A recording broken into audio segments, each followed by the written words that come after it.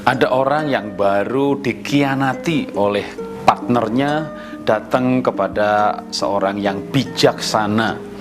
Nah, orang bijak ini berkata kepada orang yang baru dikhianati, coba kamu cari jamu pahit.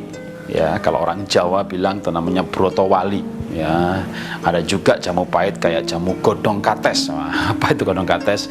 Ya, daun pepaya. Ya, di Jawa itu kalau orang sakit, anak-anak kecil sakit dikasih jamu yang pahit-pahit gitu ya. Karena emang sebenarnya ada efek penyembuhan. Nah, buat apa? Ya, untuk inspirasi, kata si bijak kepada orang yang baru dikhianati.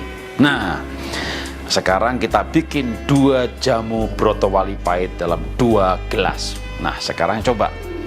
Ini ukurannya sama, kentalnya sama. Sekarang yang 1 gelas ini coba kamu minum. Waduh, pahit sekali Bapak. Oke, sekarang yang 1 lagi coba kamu bawa ke danau.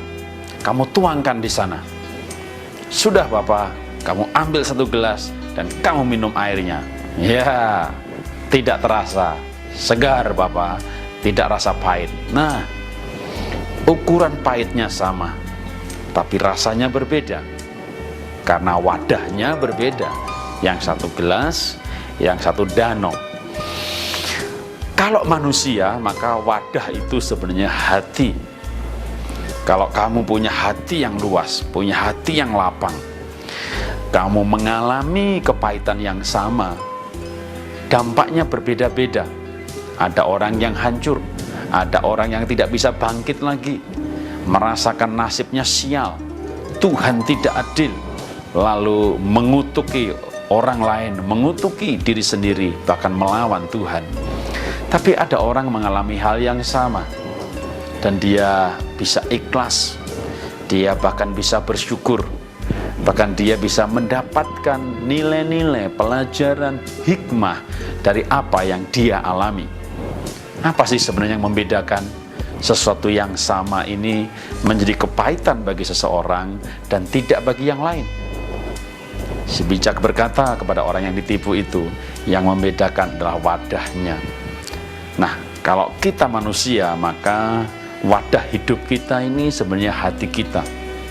Seberapa besar hati kita, seberapa luas wawasan kita, seberapa tinggi impian kita, itulah yang mempengaruhi orang-orang dalam bereaksi terhadap apa yang dialami.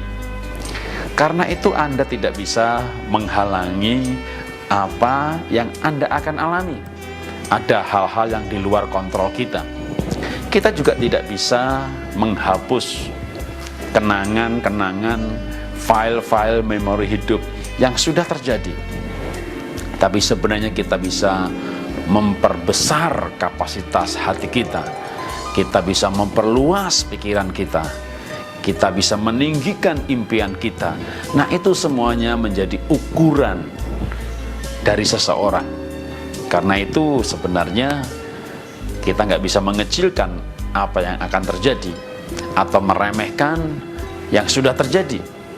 Tetapi yang kita bisa lakukan adalah memperbesar kapasitas hidup kita. Karena itu, kalau Anda mau sukses, Anda mau bahagia, Anda mau hidup ini berarti dan bermakna, maka perluaslah kapasitas Anda, perluaslah pikiran Anda, perdalam, buka lebar-lebar pintu pengampunan. Saya pernah mendapat nasihat oleh orang lain yang berkata, bikin 1000 pintu maaf gitu ya. Jadi saking banyaknya kepahitan yang akan kita alami, maka kita harus menyiapkan 1000 pintu maaf. Kalau Anda sanggup mengadakan 1000 pintu maaf, Anda menjadi orang yang tidak pernah kepahitan. Salam dahsyat luar biasa.